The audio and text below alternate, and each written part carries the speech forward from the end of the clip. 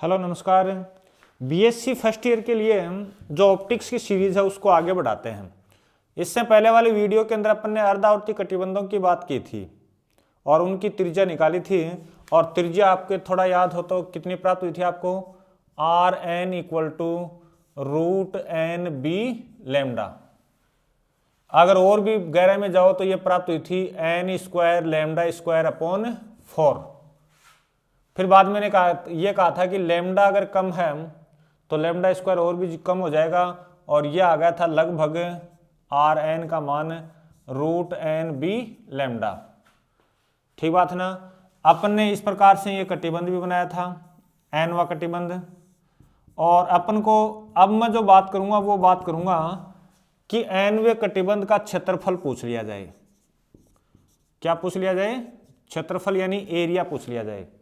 तो देखो आसान सी बात है, अगर थोड़ा गौर करो तो अगर मैं इस पूरे वर्त में से अगर ये वर्त घटा दूं, यहां से ये अपना सेंटर था, आपको याद हो तो ये एम एन माइनस 1 लिखा था, और यहां लिखा था मैंने एम एन, और यहां क्या लिखा था एम एन माइनस 1। अब मेरी बात सुनना, क्षेत्रफल आपको याद है एकदम, कोई खास बात नहीं है। तो क्षेत्रफल ए अगर आपको निकालना है तो मेरे को क्या निकालना चाहिए, इस पूरे क्षेत्रफल में से, यानी ओ एम एन जो है वो इसकी तो रेडियस हो जाएगी बड़े वाले की, छोटे वाले की ओ एम एन माइनस 1 है वो रेडियस हो जाएगी आर एन माइनस 1। ठीक है, मैं बार बार रिपीट कर रहा हूं, ये आपको याद करना ही पड़ेगा, इसका कोई चारा ही नहीं है। तो मैं क्या करूं, pi r n square minus pi r n minus 1 का स्क्वायर। अब आपको ये करना है, इसकी वैल्यू पुट कर दो। ये वैल्यू अगर ये रखते हो तो भी आंसर आ जाएगा, और ये रखते हो तो भी आंसर आ जाएगा। ठीक बात है। तो मैं ऊपर वाला रख रहा हूं, तो पाई तो कॉमन निकाल लिया, आर एन स्क्वायर कितना हो जाएगा N B lambda, N B lambda plus N square lambda square by 4 minus N की जगह क्या लिखूं एन माइनस 1 बी लेमडा, इस माइनस की वजह से आगे माइनस आ जाएगा, और ये लिखा जाएगा एन माइनस 1 का स्क्वायर लेमडा स्क्वायर बाई 4। ये आपका आ गया। ठीक बात है ना।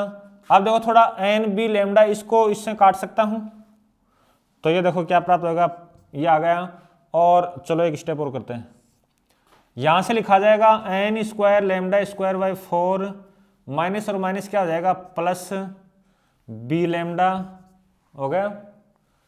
इसको मल्टीप्लाई करना, फिर बाद में आपने यहां पे लिखा minus n square minus 2n plus 1 और लेमडा स्क्वायर बाई 4। ये करोगे, जोड़ बाकी कर लो, कोई दिक्कत नहीं है। आप थोड़ा गौर करके देखो, n square lambda square by 4, n square lambda square by 4। ठीक बात है। आपके पास में यह आ गया, यह तो लिखा बी लेमडा, फिर यहाँ से माइनस बाहर निकालता हूँ तो बाहर आया, फिर बाद में ये लिखा 2n minus 1 lambda square by 4। दोबारा लेमडा स्क्वायर है वो लगभग क्या हो जाएगा आपका 0 हो जाएगा। तो यह आ गया आपका पाई बी लेमडा, पाई बी लेमडा आ गया। कहने का मतलब है दो एनवे कटिबंध का क्षेत्रफल अगर उसको मैं ए एन लिखूं तो वो आपको प्राप्त हुआ पाई बी लेमडा प्राप्त हुआ। यह आपका एन पर डिपेंड नहीं करता है, एन पर डिपेंड नहीं कर रहा। इस बात का अर्थ क्या निकलेगा, इस बात का अर्थ यह निकलेगा कि सभी कटिबंधों का जो एरिया है वो सेम होता है। ठीक है ना। अगर आपका कटिबंध क्रम कम है थोड़ा, कटिबंध क्रम, तो सभी कटिबंधों का एरिया क्या होता है सेम होता है। लेकिन कटिबंध क्रम बहुत ज्यादा कर दो तब जाके थोड़ा बहुत बढ़ता है। इस फॉर्मूले से देखना, यहां अगर देखते हैं अगर एन का मान बहुत ज्यादा है तब जाके इसकी कोई थोड़ी सी वैल्यू आएगी, तो आप ये बोल सकते हो एन का मान बहुत ज्यादा होने पर ही एरिया बढ़ता है। अदरवाइज आप ये बोलोगे सभी अर्धावर्ती कटिबंधों का हाफ पीरियड जोन का एरिया क्या है समान होता है।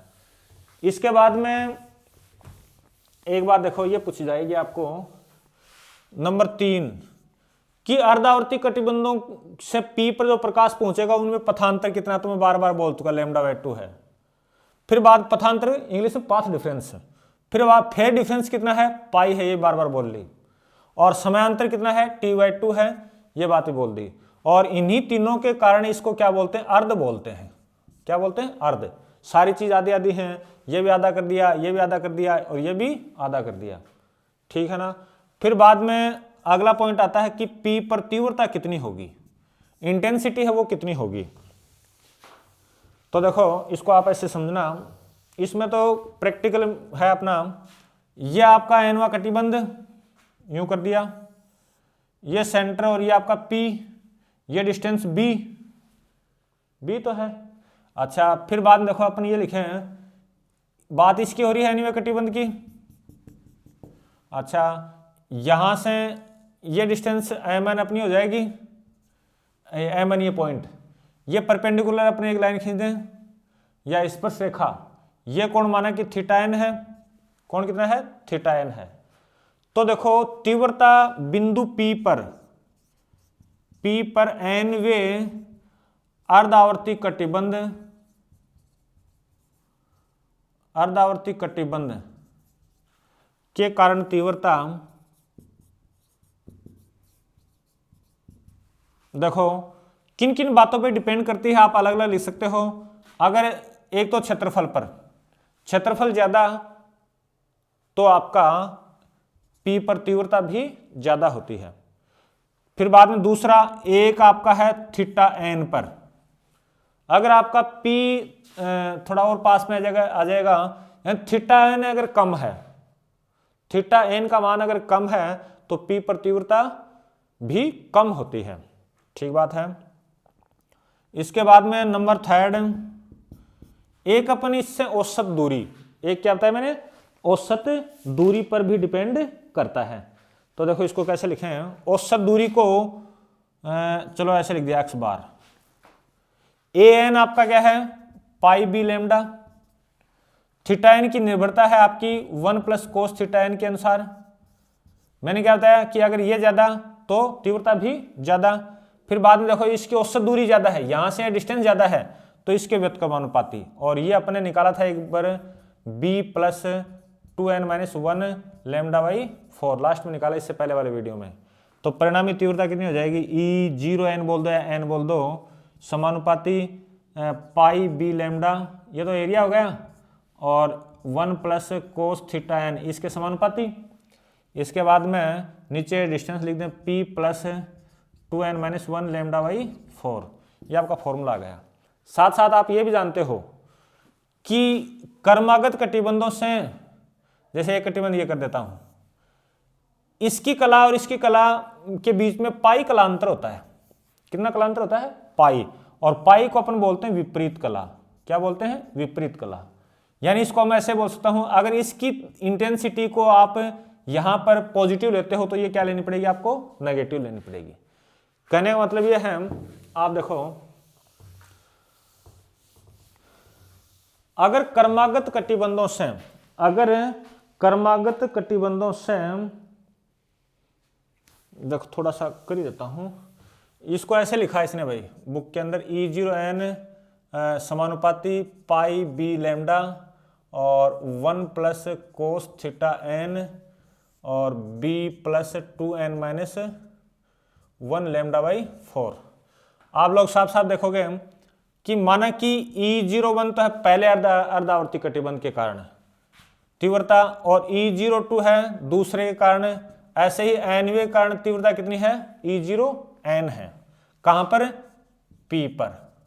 बात याद होगी सबके। फिर आप इस फॉर्मूले को देखो, n बढ़ेगा तो ये कम होता जाएगा, यानी आप ये भी देख सकते हो कि E01 सबसे ज्यादा होगा और E02 ये कम होते जाएंगे, और सबसे कम क्या होगा, E0n होगा। ये बात भी याद होगी, मैं इसको देख के बोल रहा हूं। फिर बाद में आप ये भी जानते हो कि विपरीत कला में है। कौन सी कला में है, विपरीत कला में है। तो विपरीत कला में है तो आप इसको ऐसे कर सकते हो, कला में होने के कारण परिणामी तीव्रता आप लिखोगे E0 लिखा मैंने तो वो लिखा जाएगा E01, फिर -E02। ये गौर करना है इस बात पे, माइनस क्यों लिखा, ये प्लस है तो ये माइनस होगी, क्योंकि थोड़ी देर पहले बात की कि कलांतर कितना है, पाई है। फिर बाद में प्लस E03, ठीक है। सेम ऐसे ही जाएगा आपका माइनस E04, ऐसे होता जाएगा।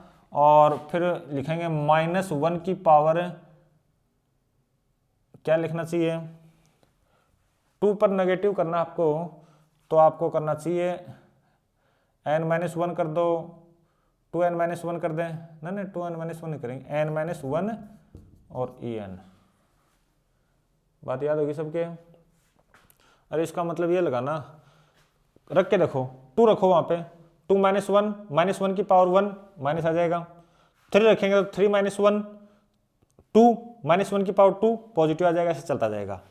फिर बाद में देखो अपन इसको ऐसे भी लिखें, देखो जैसे लिखा E01,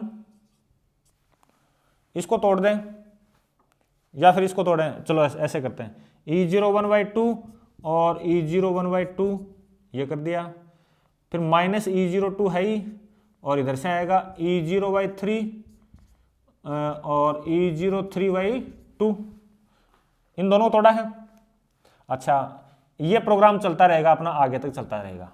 यहाँ आ जाएगा आपका -1 की पावर n-1 En की पावर /2। अब मेरा एक करने का टारगेट क्या है, E01 और E03 का औसत E02 आएगा, तो ये आपस में क्या हो जाएंगे, कैंसिल हो जाएंगे। ऐसे ये भी कैंसिल हो जाएगा, एक तो ये बचेगा और एक ये बचेगा।